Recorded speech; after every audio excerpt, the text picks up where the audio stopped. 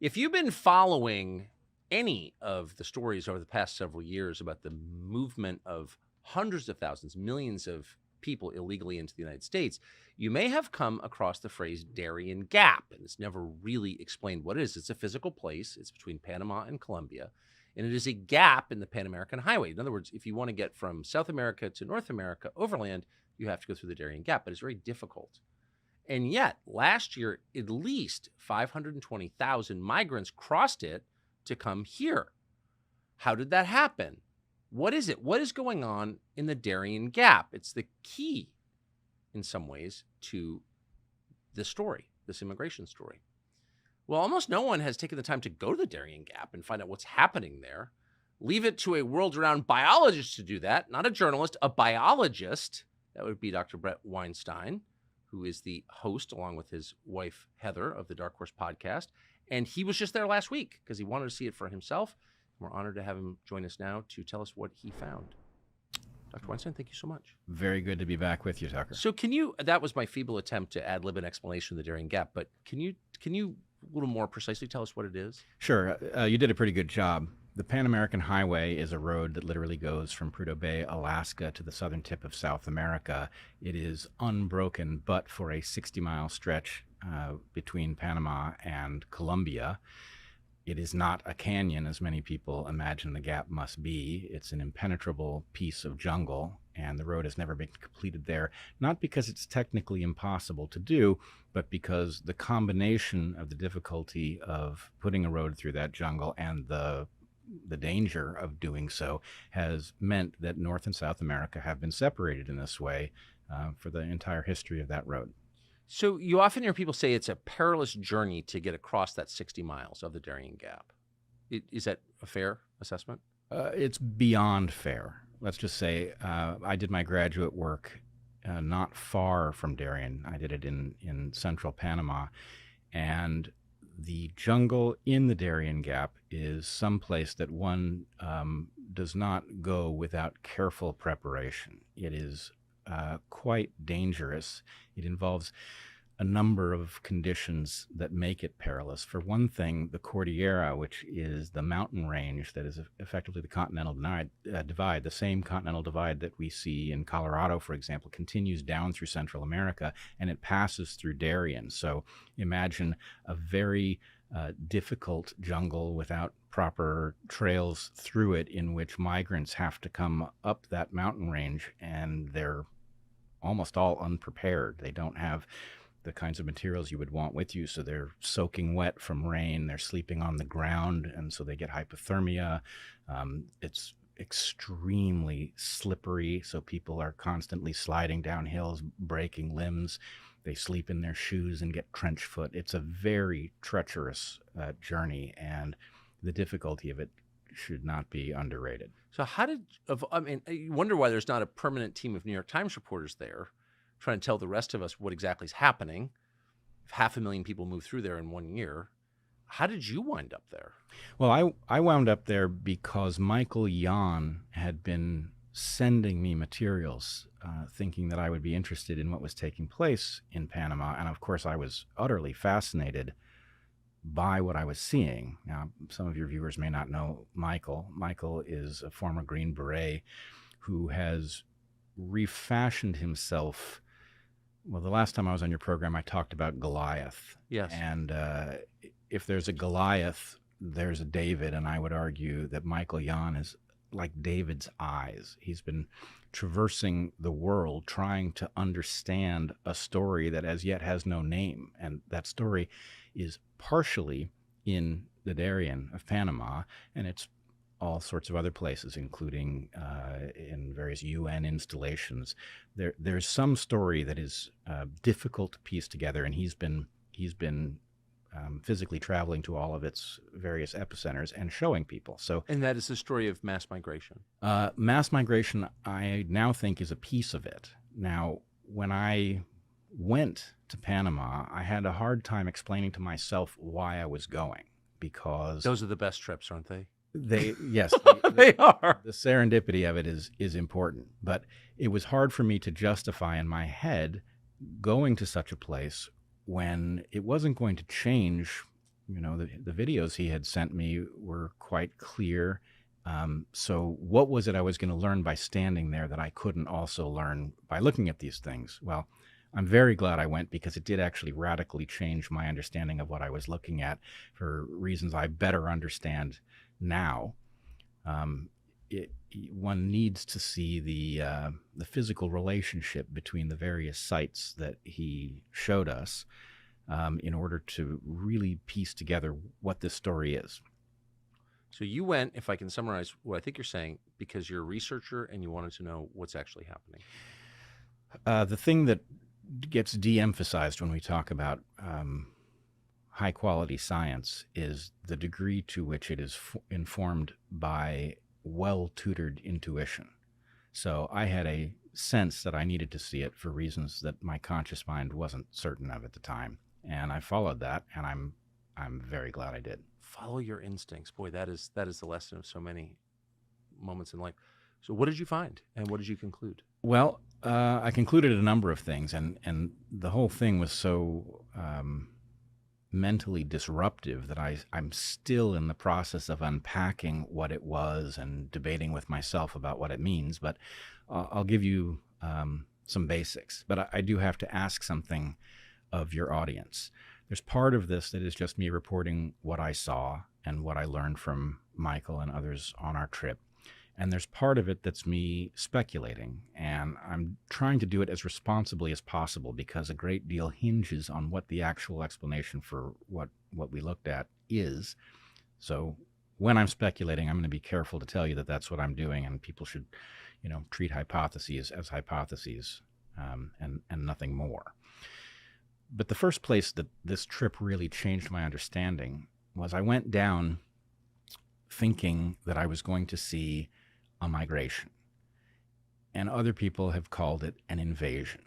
And there's something troubling to me about the tension between these two things. I mean, which is it? And I came away with the sense that it's probably literally both.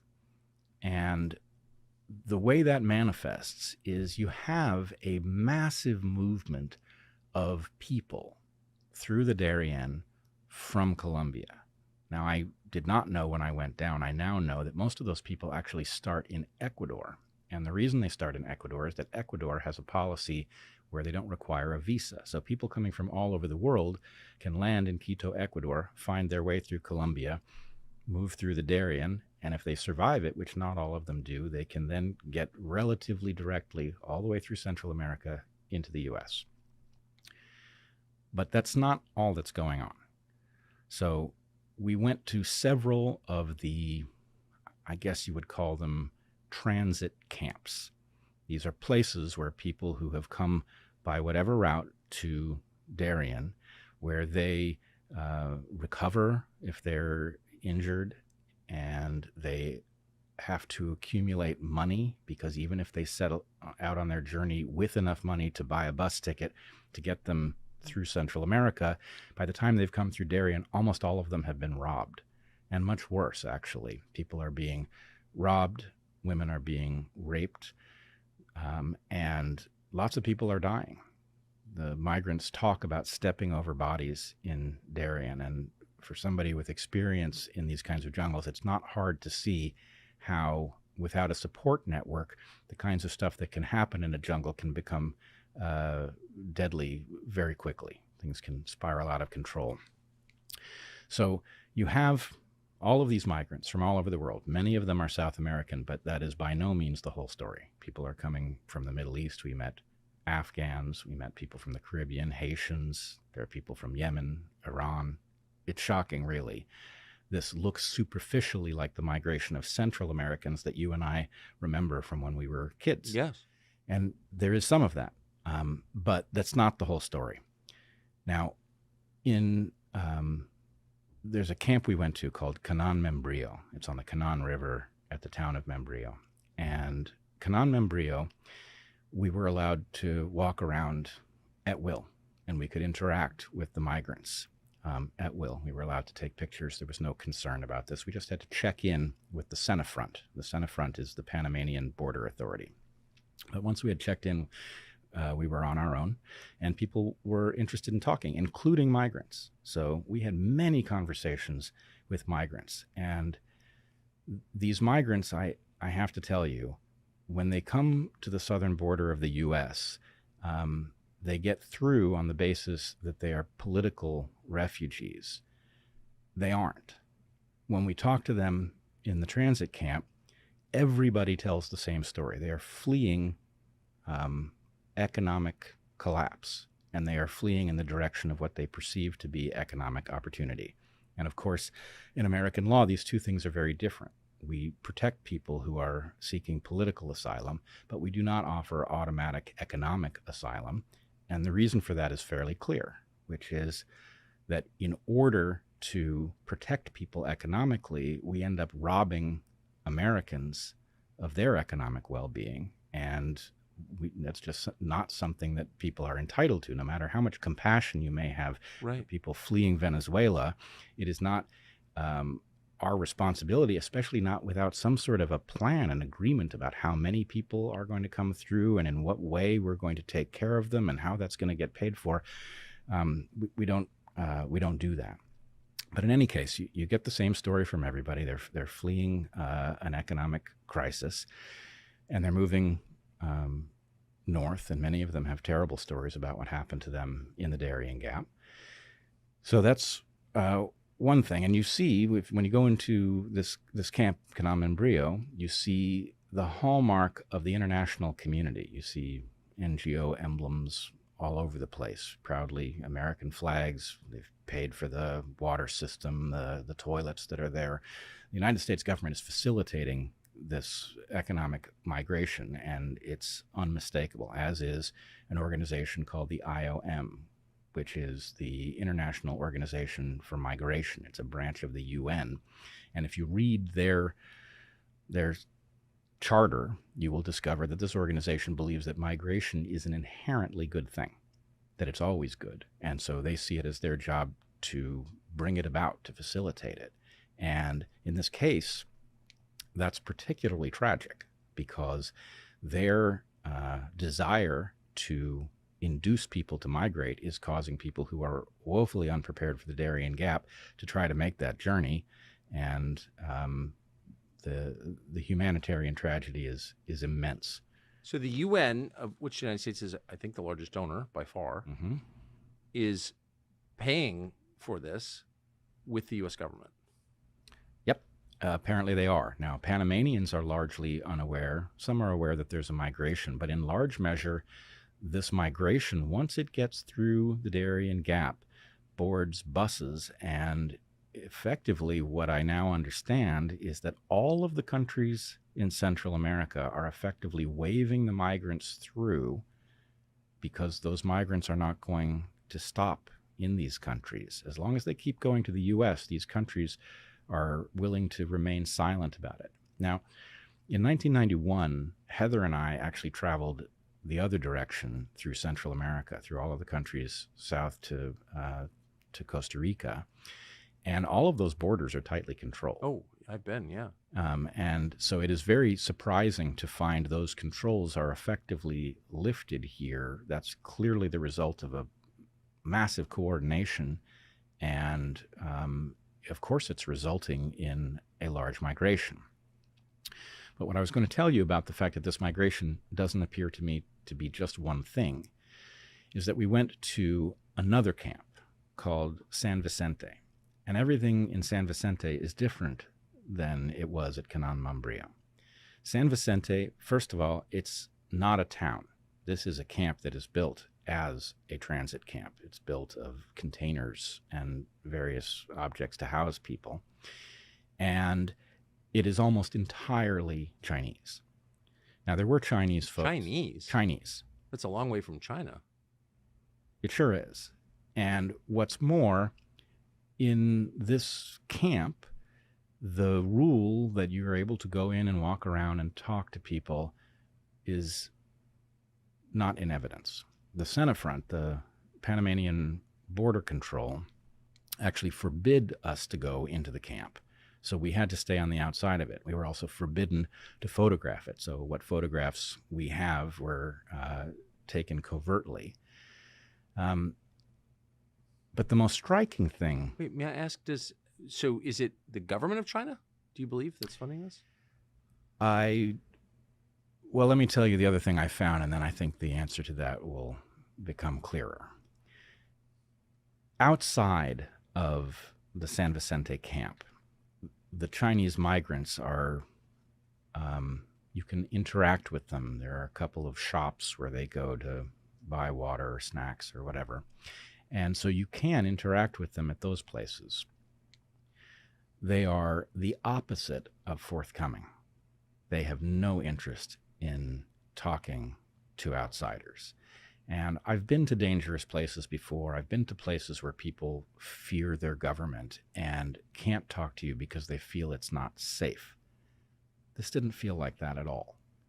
This felt like people who did not want to share information because it would be a mistake to do so.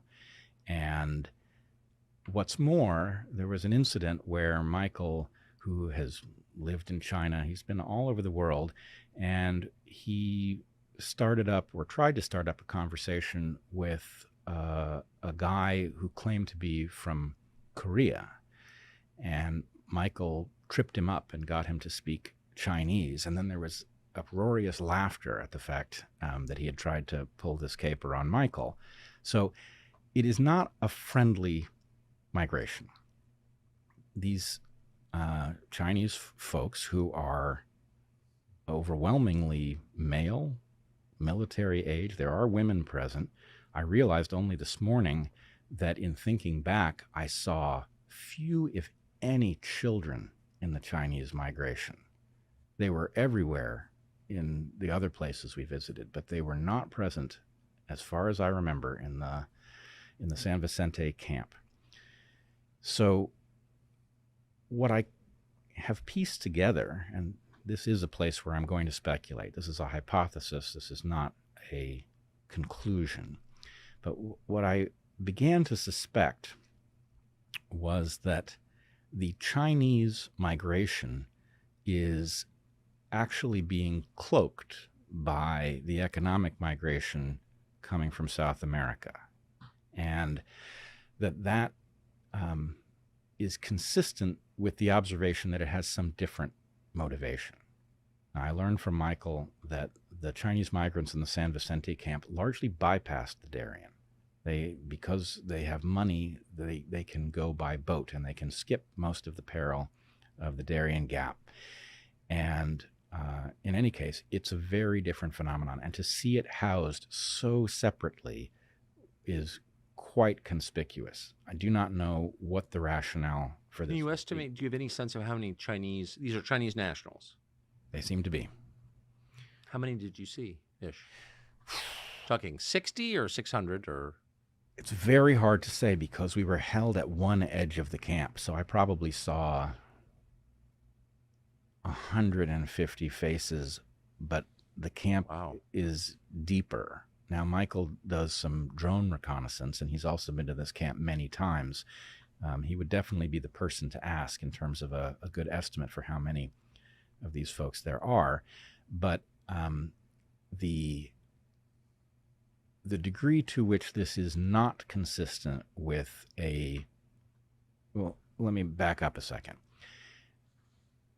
I regard the Chinese people as victims of an oppressive government that I fear for my own reasons. For sure. So there's nothing about the fact that these folks are Chinese that throws me. And if they were fleeing that government, I'm not sure what we should do about it, but I'm certainly supportive of their desire. I would feel a great deal of sympathy. And in fact, I felt a great deal of sympathy for all of the other migrants that I met. But the sense of, it's really hard not to use the term hostility that I felt from the Chinese was particularly unsettling given that I know where they're headed, right? They're headed to the U.S. And just to be totally clear on that point, this was not a work camp for a, Chinese infrastructure project. And no, it was not. And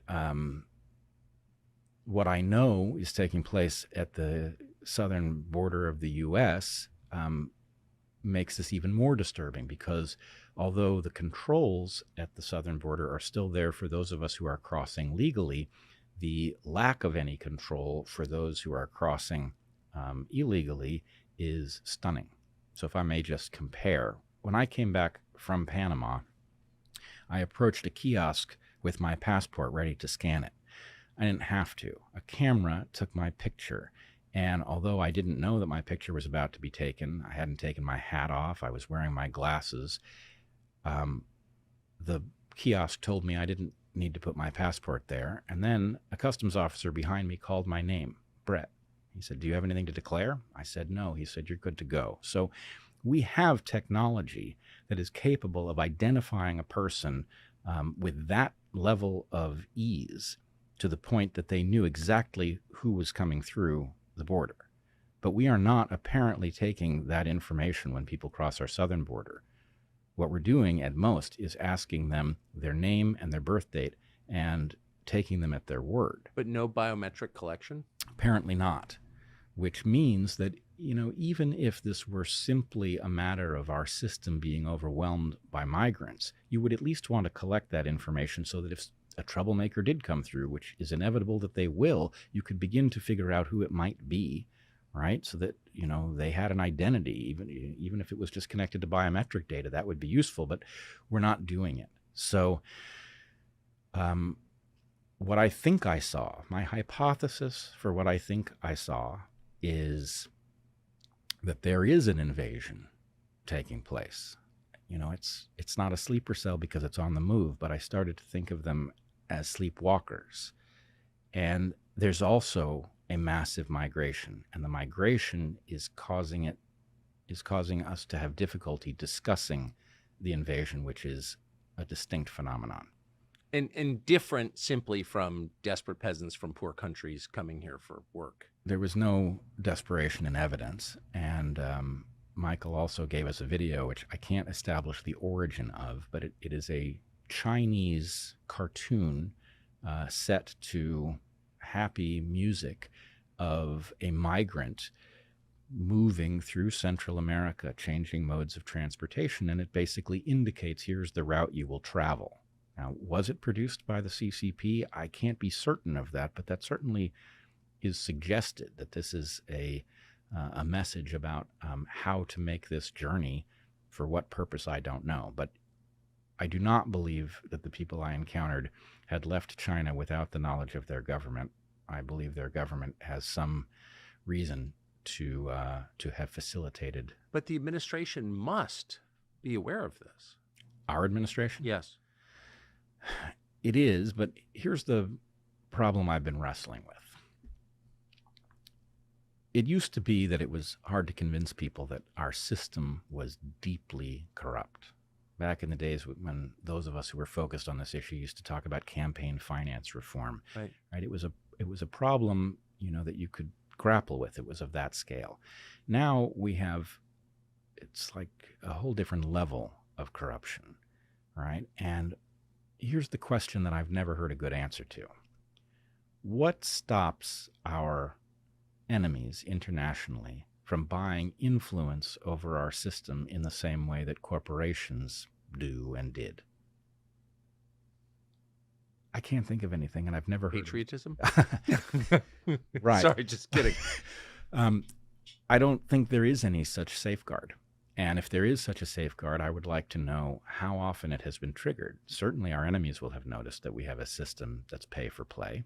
And it's certainly, it's perfectly in keeping with Sun Tzu. At the very least, it would be far cheaper, easier, safer from their perspective to persuade us to harm ourselves than to go to war with us. So again, I don't know. I'm a biologist. This is not my... Well, you're an observer of things. That's what the study of biology is, right? It is, and unfortunately, this is the most parsimonious explanation for what I've seen now, is that somebody has persuaded us to endorse a policy that is decidedly not in our interest. And I will also say that I've become aware in the process of doing this that the Chinese have a rather famous plan for the world called the Belt and Road Initiative, Yes. in which they have scoped out where the resources are and how they're to get from one place to another. What many people who know about the Belt and Road Initiative don't know is that they have also, the Belt and Road Initiative is largely about Africa and Asia. Yes. But apparently, there's been a considerable amount of thinking in China about how Belt and Road would work in the New World as well. And it's in full operation. I mean, St. Croix, which is an American protectorate, St. Croix next to, it's American Virgin Islands. Its road system is built by China. There you go. And there's an awful lot of investment in Panama, and there is certainly talk in China about opening the Darien Gap. Opening it, paving it. Paving it, right. And another thing that Michael showed us, which it's maybe the most surprising thing I saw, is a bridge building project at Yavitsa, which is the town at the very end of the Pan American Highway in Darien. So there is a massive bridge being built. Not a bamboo and vine bridge. Oh no, this is a massive concrete and steel highway bridge being built over the Chuquenake River into the Darien. What's on the other side is impenetrable jungle and a few villages. This bridge does not make any sense. So, any idea who's paying for that? That is much less clear. There are no signs. Most people in Panama are completely unaware that any such project exists. There are no proud signs as there are in the transit camps. I will say we spoke to the foreman of the project. I mean, the project is actually pretty impressive. It's a construction site. Nobody's standing around. They are building a bridge, and they are doing so impressively. Do the workers seem to be local Panamanians? They do. The foreman was Panamanian, and we asked him what the purpose of the bridge was. And he didn't know, but he speculated that it was to bring yucca from Darien, from the villages on the other side, into Panama. That's a low margin agricultural product for those who are watching. It doesn't justify a steel reinforced bridge across a river. There's nothing about this that makes any sense. I mean, yucca, it's like a potato. Yeah. It grows all over Panama, indeed all over the world's tropics. There would be no reason to grow it in Darien. In fact, there are very good reasons not to encourage more of it to be grown in Darien, given the priceless habitat that will be cleared to grow yucca there for no good reason. There's lots of better places to do it. So what I was left with is the sense that there's a bridge going in, and it has a purpose that has not been shared with the Panamanians.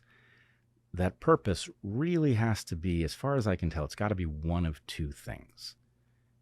Either this is about bringing lumber out of Darien National Park, which would be obscene. Cutting hardwood. This is priceless hardwood. Yep. That is in part still standing because it is such a difficult jungle to access.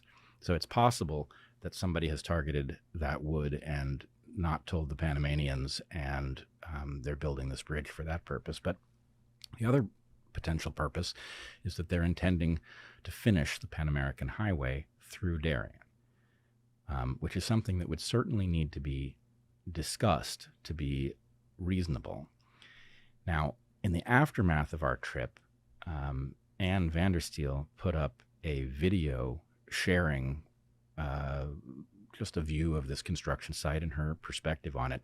And this caused a small scandal in Panama because the Panamanians weren't aware, and suddenly this was on the internet, and they were talking about what is this bridge at the southern end of the Pan American Highway in Panama. And the Panamanians claimed that it was just to reach the villages on the other side. So I'm left with the very odd sense that their cover story is that this is a boondoggle, right? If this was a boondoggle and they were just putting money into a project that meant nothing, then that would explain the bridge to nowhere. But this didn't look like a boondoggle. This looked like somebody wanted the bridge, and given the Belt and Road Initiative and the sense that the Chinese have about what the future should look like and in which direction resources should move and for what purpose, it's hard for me not to connect the dots between these things, right? You have a massive migration of people, labor. You have a likely invasion of military age, largely Chinese males, who are not forthcoming about why they have embarked on their journey and appear to be encouraged by something in China to do this. So, I don't know. Is there... Given what you're describing and what you saw with your own eyes, doubtless you have seen Senator Dick Durbin of Illinois' comments in the Senate where he said, hey, we should let people who came here illegally join the U.S. military. What does that make you think? Well, this makes me think back to the COVID crisis and some thoughts that I was developing then about the insanity of throwing highly trained people, in many cases, out of the U.S. military for refusing to take the so-called vaccines. Now, my sense at the time was that likely had the purpose of getting rid of the kinds of people who refuse moral orders. That's right. And that it created a much more compliant force. Now, what happens if migrants are given citizenship in exchange for military service in the U.S. military? That seems to create a major hazard because the perverse incentives for a migrant and the lack of allegiance to fundamental American values means that would be just the kind of force that could be used to impose tyranny on other Americans because they would have, no history with us that would cause them to think twice. We've seen this before with the Roman legions. That's exactly my conclusion. Does that sound like a crazy conclusion? I think we have to stop punishing ourselves for considering things that once seemed crazy. That the pattern of recent history... I'm sorry, I want to repeat that. I think we have to stop punishing ourselves for considering things that once seemed crazy. Yep. Getting that tattoo. Yeah, well, I mean, this is where we are, and it is... it's causing me to do something that I'm reluctant to do. My training is as a scientist, and scientists have to have a substantial degree of caution and self-skepticism to do the work. But in order even to reach the possibilities that do fully explain what we're seeing, we have to be ready to consider the larger picture. Now, I was talking to Chris Martenson while we were in Panama. We were on our last day trying to just unpack what we had seen and what it meant to us. Chris is also a scientist. And people can check this out on the Dark Horse Locals community. We've posted the entire conversation in which he and I reached I think we spooked ourselves trying to reason through what this might be. And he reminded me of the massive number of surplus males that China now has as a result. I was thinking the exact same thing as a result of the one-child policy. The one-child policy. Now, here's the part that I suddenly realized as soon as he reminded me of that. I wrote an essay years ago about the one-child policy and the paradox of a heavy bias in favor of males. And the reason that this is a paradox is that there's a principle in evolution well understood. It's the result of the work of a guy named Ronald Fisher. And what Fisher realized was that although males and females can be very different in how many offspring they produce, and because a male could produce thousands of offspring in a lifetime and a female, if we're talking about humans, could, I think the maximum is something impressive like 60, but nonetheless, because males can produce a lot more, it seems that it might be evolutionarily advantageous to be one. But it's not, because for every overperforming male, there's an underperforming male, or at least one. And the result is that sex ratios no matter how different males and females are in their maximum reproductive capacity, they tend to default to 1-to-1. If you have a society that has too many females, you should produce a male. And if you have a society with too many males, you should produce a female, which tends to balance these things out. That logic should have applied to China. The fact is there were lots of excess males. And if you put yourself in the mindset of a Chinese person having a child, if there are too many males, you should want to produce a female. A male is very unlikely to find a mate. A female is certain to find one. And what's more, she has her pick of the litter.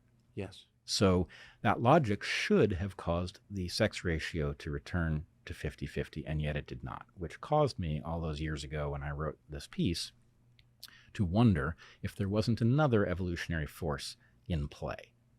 If evolution did not have a mechanism for producing armies, that when a country was in a position to expand, that producing excess males does pay off at a lineage level, that excess males who have no reproductive prospects at home become an effective weapon against neighboring populations.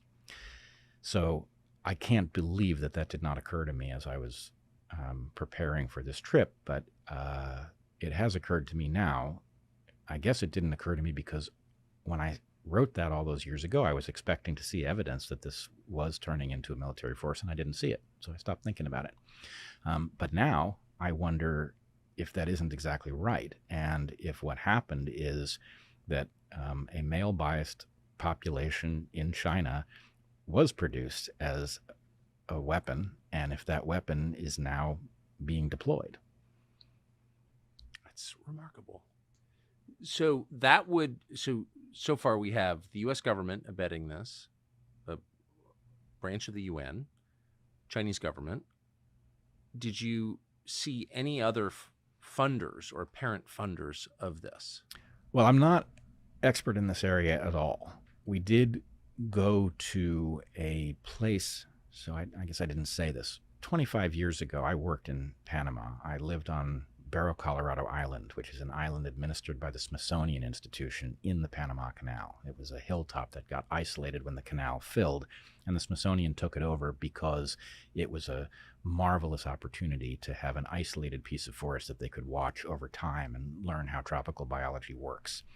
So I had the privilege of living in the canal for 18 months, and I got very familiar with the canal You zone. lived in the Panama Canal for 18 months. Absolutely did. We used to swim in the waters for whatever reason. The crocodiles that inhabit those waters, if we would encounter them while swimming, they would turn and go the other way, which was lovely. Apparently that's no longer true and you can't swim there. But yeah, I lived there. What were you studying?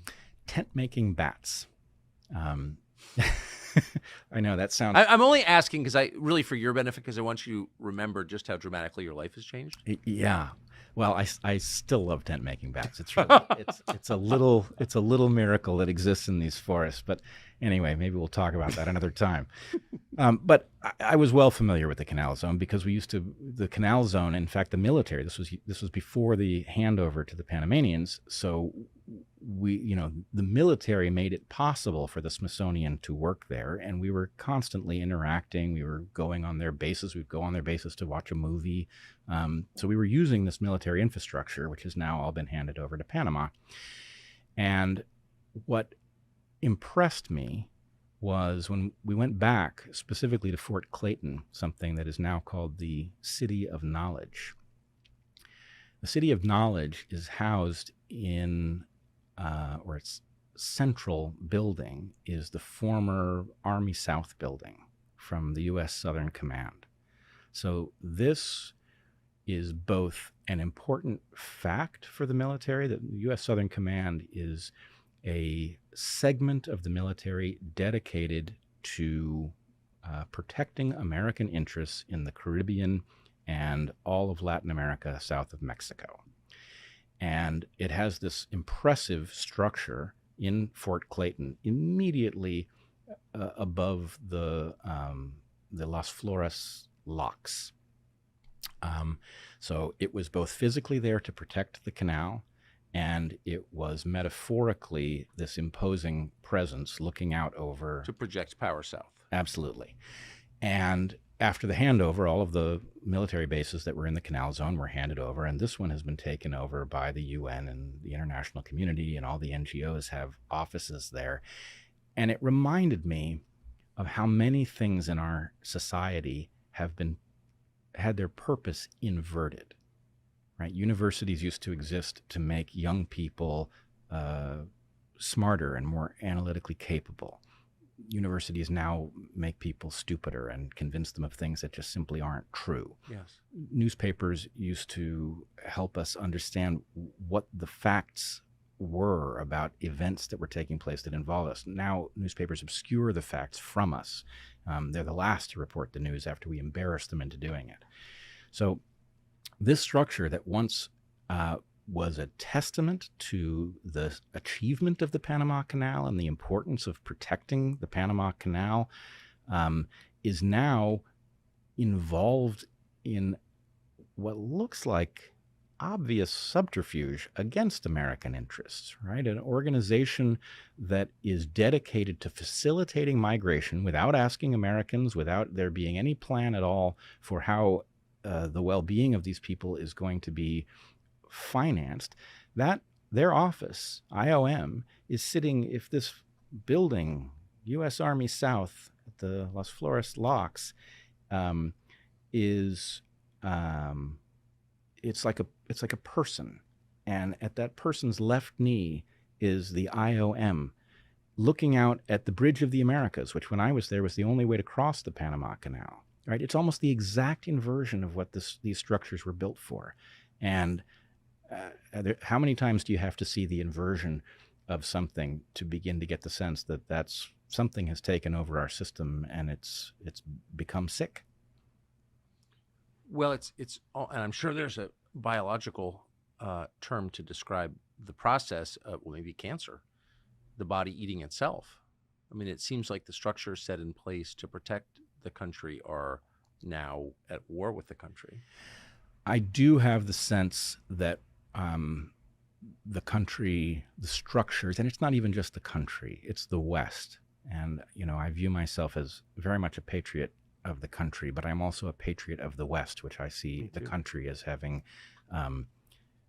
it's slightly overstated to say invented the concept, but in any case, yes, the West appears to be sick with an infection. And again, I don't want to drag you into too much biology, but everybody knows what a parasite is. There's also something called a parasitoid. And a parasitoid is a parasite that kills its host in the process of doing its job. And I'm concerned that we may have a parasitoid that is actually at least indifferent to the destruction of the United States and the West and is acting accordingly. So I know it's become your life's work or part of your life's work to figure out what exactly that entity is. Are you any closer? I suppose I am. I mean, maybe I'm part way, and that part involves I now look at a map with much more skepticism that I understand what it means. That we have become so accustomed to looking at something like a nation, like China, and thinking of it as an entity that behaves in some way. And something about the ease with which various power structures interact suggests that I don't understand why my government is behaving in a way that seems to be sabotaging the interests of average Americans, but it is, undeniably. It seems to be acting on behalf of our enemies. I don't know whether that could conceivably be because there's actually hostility. I doubt it. But my guess is what there is just a rampant outbreak of amorality where people are willing to do whatever is expedient, and that has made the game rather easy for powers that be elsewhere. And I don't know where the analysis becomes absurd. I have watched policy on the West Coast make the quality of life drop spectacularly so that people are fleeing, including wealthy people. And I look at wealthy people fleeing California, for example, and I think something about this story doesn't add up. It's rather a lot like building up a population with too many males. There's something else that explains this, because at the end of the day, wealthy elites are going to end up with the best real estate. So the fact that they're fleeing either means that which elites are going to end up with that real estate is about to switch. Maybe this was a real estate scam. Malibu will always be occupied by rich people. It will, but which rich people? Yes. And I wonder, having seen something that very much looks like an undeclared invasion moving through Central America, knowing that the Chinese Communist Party thinks in terms of long-term planning over the movement of people and resources, that our system, we've effectively opened the gates of the city to anybody who's willing to pay to corrupt our political structures. There is a story you could tell in which the CCP has a different understanding of what the future of our country is than most Americans do. And, well, let's just put it this way. Maybe I'm imagining what I saw, but if I'm not, then all of those Chinese migrants who don't want to talk about what they're doing moving into the U.S., they're going to do something. I don't know what it's going to be, but I don't know when we became so naive about the fact that we have, there are parties abroad who do not wish us well and would not mind at all seeing us removed from our position of power. And who knows, maybe, some of us displaced from the continent we live on. I can't say. I mean, China is literally the other side of the world. It's also not Haiti. I mean, there's economic opportunity in China, but there's also economic opportunity for unemployed Chinese in the Philippines or Vietnam, Malaysia. It's not obvious that they would come to the Darien Gap to get here. Well, the Darien Gap is a very strange place to have gone. For one thing, as Chris Martenson points out, the absurdity, if we're going to invite people in, let's say we had decided that we didn't have enough people to do labor and that it was actually good for the U.S. to bring in large numbers of people from elsewhere. Having people go through the theater of marching through Darien is absurd and dangerous, and it is creating a humanitarian crisis. In addition to the environmental crisis, which is in Darien, we're creating a humanitarian crisis that's absolutely needless. Either these people should be welcomed because it's good for us to bring them in, exactly, or they shouldn't be there at all. And the only purpose I can think, especially given that the Chinese, many of the Chinese, I don't want to say all, there are Chinese people in the other camps. We saw that as well. Also not forthcoming about anything. But the only purpose I can think of for coming to America via Panama is that it allows them to blend with all of the people who are coming from South America. It makes it hard to discuss, but I can't think of another reason to do it that way. It's, at the very least, wildly inefficient. These are such interesting and important questions, but they're also rooted in your personal observation. Did you run into any journalists from big newspapers or TV channels when you were down there?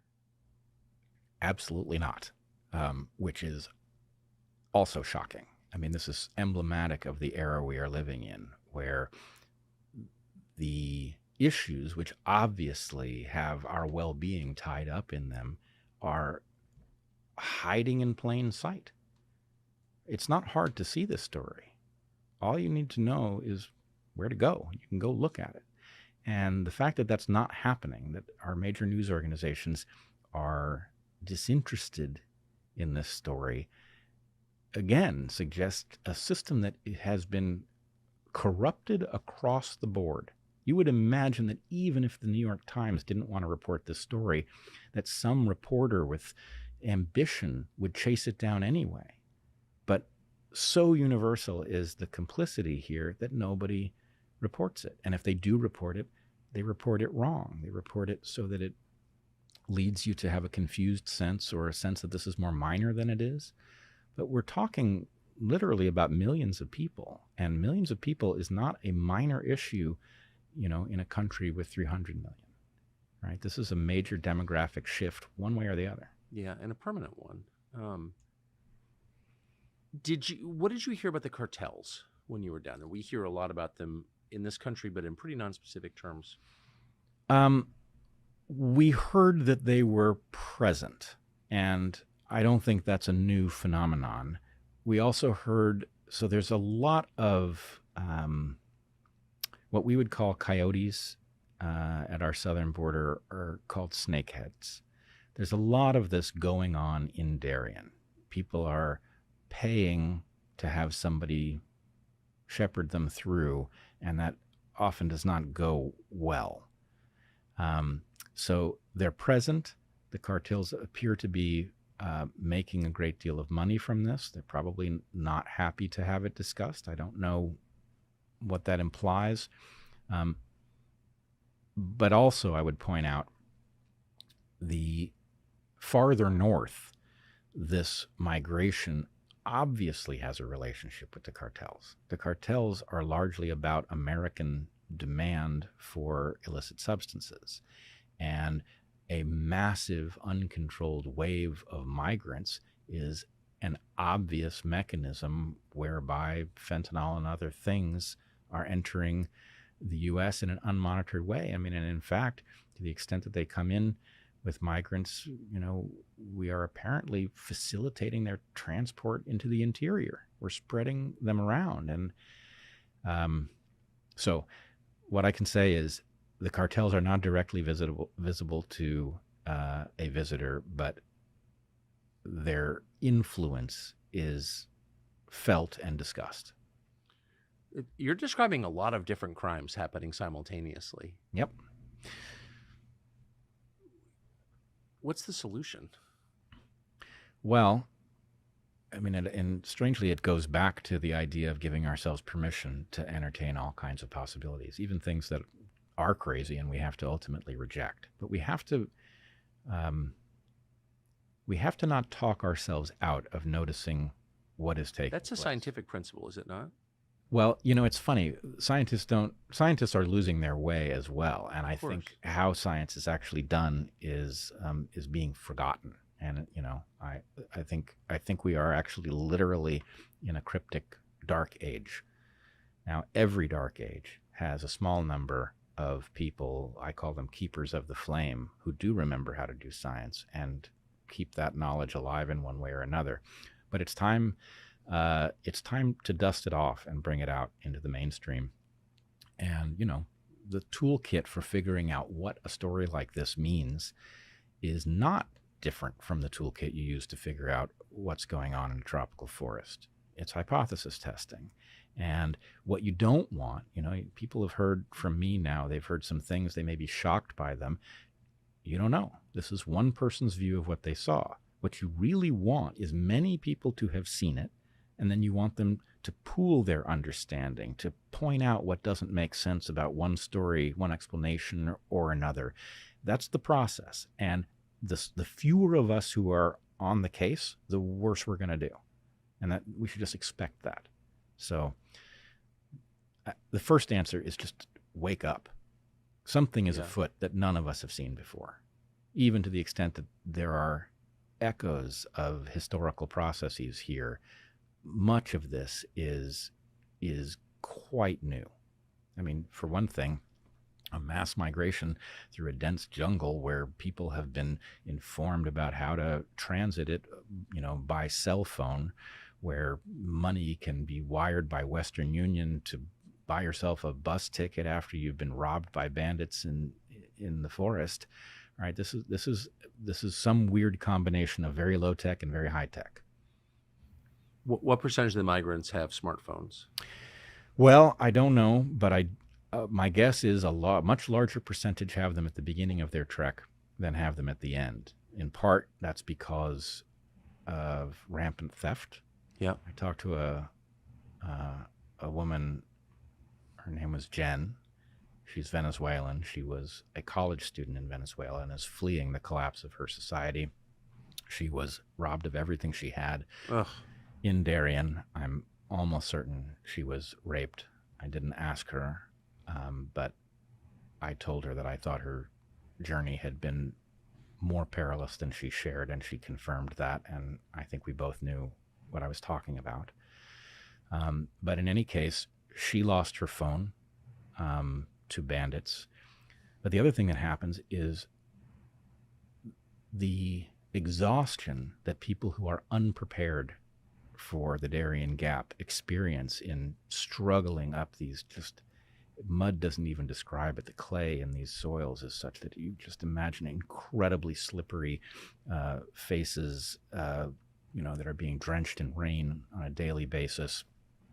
People are so exhausted that they rid themselves of the possessions that they thought they would somehow bring through.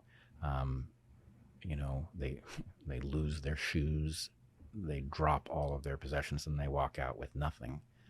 So in any case, I would say probably most of them have phones when they embark, and I have no idea what the percentage that actually keep. What is it doing to the environment, to the landscape? It's a catastrophe. I mean, it's certainly going to be limited at this point to I think there are 3 major routes through the Darien Gap at the moment. They are absolutely littered with trash and bodies, and it's apparently quite hellish. In fact, Jen told me that on her trek, she spoke pretty good English. She said that she didn't see a single animal. I'm sure she meant mammal, but the idea of walking across Darien and not seeing a single mammal suggests that this is just absolutely devastating. Now, it's nothing compared to what will happen if a road gets put through. Roads have a very well understood impact on a forest like this. Once you have roads, you're going to have hunters, and they're going to empty the forest. You're going to have empty forest syndrome. After that, you're going to have loggers. They're going to be pulling out all of these priceless tropical hardwoods. You're going to get miners who are going to illegally go in there and mine and leave big tailing piles and toxins. It's a devastating impact. At the moment, my guess would be that the forest is rescuable, but the process has to stop. If it continues to go down this road, it will be unsavable. Has the government of Panama said anything about this? I mean, it's their territory. Mostly they don't say anything, and what we were told was that this was kind of the deal, that if they ushered people through, they facilitated their movement, then those people would keep going, and this is a temporary cost for Panama. I think if the people of Panama thought that the migration was going to stop and they were going to have to absorb all of these migrants, there would be riots in the streets. That's my guess. Panama's, for other reasons, in rather perilous situation because after the handover, the Panamanians upgraded the canal. And they did so according to plans that Americans had drawn up. They put in a 3rd lane for boat traffic. But so every time a boat transits the canal, a huge amount of water is lost in the process of lifting and lowering boats. When the Americans drew up the plans for a 3rd lane, which the Americans did not complete, the Panamanians now have, it involved the damming of a 2nd river to provide more water. So that never happened. Panama is now in a drought, and the drought combined with the massive extra losses of water is resulting in the Panama Canal having greatly reduced traffic, which is a huge hit to the Panamanian economy because each of the ships that transits the canal hands over a huge pile of cash to be allowed to do it. And this is a major piece of the Panamanian economy. We're at the beginning of the dry season. I don't know what's going to happen by the end of the dry season, but it may go from a greatly reduced number of transits per day to, I don't know, could it go to none? Maybe, which would be a big hit to the world economy, actually. This is why the Nicaraguans are considering completing that canal, right? The Nicaraguans, that has been long under discussion for... 150 years. Yeah, right. So I don't know if the Nicaraguans are going to. At the moment, the Panamanians are using the train that parallels the canal, and basically lots of ships are offloading their cargo onto a train, and it's going overland to a ship on the other side. So in any case, Panama has a stability problem of its own, and that combined with the hazard posed by this migration, and if America closes the door on this migration, where do these people go? So last question, if you were to, I know that you will continue your journey of inquiry in this topic, but where else would you go to get answers to what exactly is happening? Well, if I was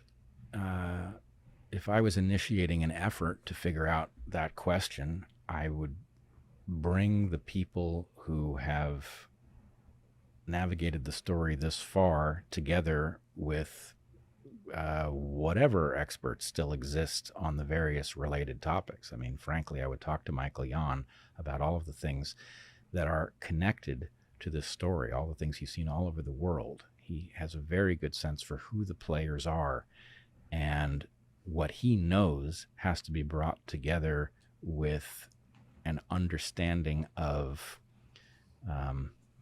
how these dynamics might play out. But I have to say, I'm not sure, I don't know how much time we have. Again, I don't know if what I saw implies another shoe is going to drop. How many of these Chinese sleepwalkers have to end up in the U.S. before some other phase kicks off? I don't know. I know some open-minded people, and I know some rigorously rational people. I know very few who combine those qualities as well as you do, and it was such a pleasure to hear you talk. So, Bret, thank you. Thank you so much, Tucker. Free speech is bigger than any one person or any one organization. Societies are defined by what they will not permit. What we're watching is the total inversion of virtue.